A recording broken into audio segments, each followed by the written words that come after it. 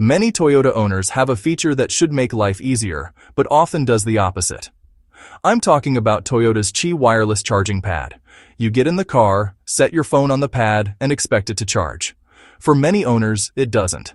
The issue is widespread across new models: Tacoma, RAV4, Camry. It isn't limited to one phone type. iPhone users, Android users, stick around. I'll break down what it really costs to fix. $0 to hundreds. Complaints all sound similar.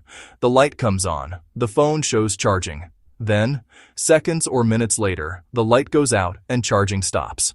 On long drives, that's maddening when you need nav or calls. This isn't isolated. Forums are full of 2024 owners asking why their new car won't charge. This video walks the problem end to end. We'll keep it simple. Let's get started. The most common symptom: the 5-second charge. You set the phone down, the light comes on, the phone chimes, looks good. Then seconds later the light shuts off, flashes orange, and charging stops. Some owners say only a full power cycle gets it working again. That's a communication failure between the pad and the phone, a bad Qi handshake that cuts power. Another sign is a painfully slow trickle, hours of driving for a few percent.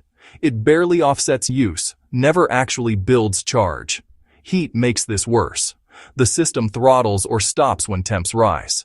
With incompatible setups, normal use creates excess heat, so it constantly throttles to near zero.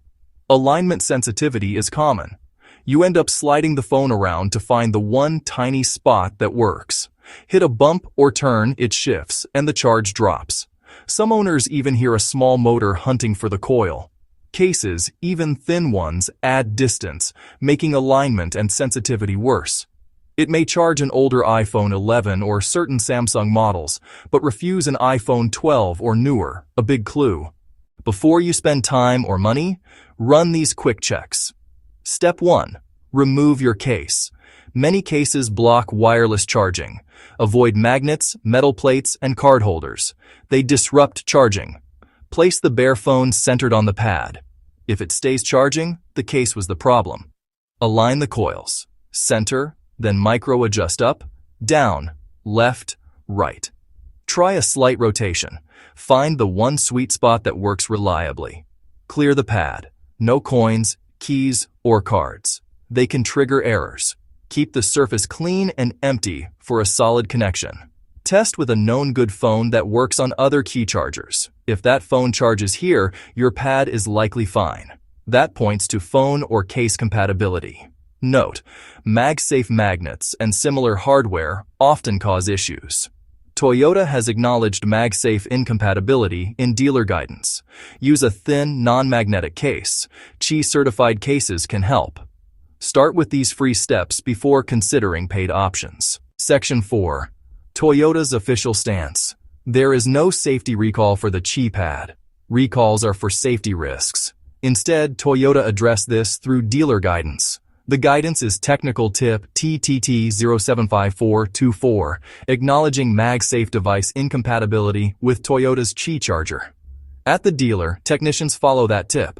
Diagnose first and test your pad with a known good, fully compatible device. If the test device charges, the pad is deemed working as designed and your issue is classified as phone or case compatibility. Only when the pad fails electrically and the car is under basic warranty do they replace the wireless charging unit.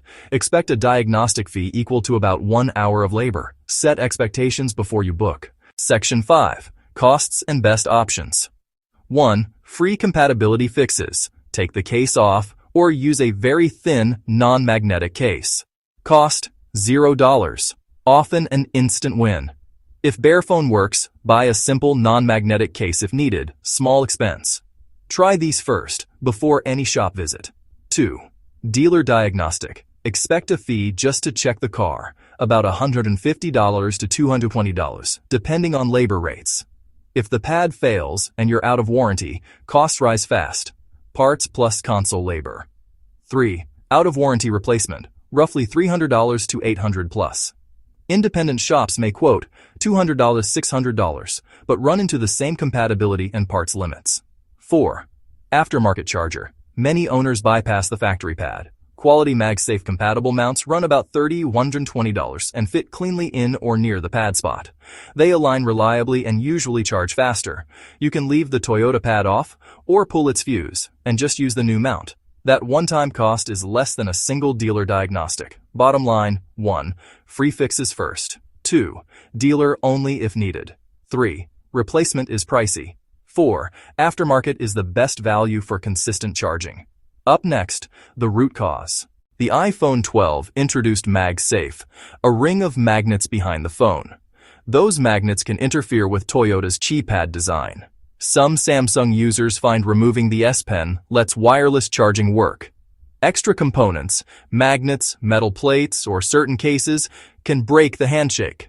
Bottom line, magnets disrupt alignment and power flow. Symptoms: 5-second stop, slow charge, finicky alignment.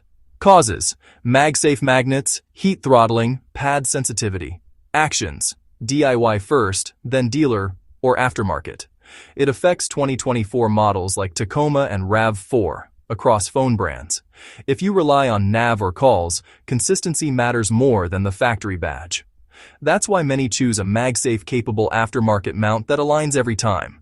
Start simple at home. If a known good Qi phone still fails, book a diagnosis.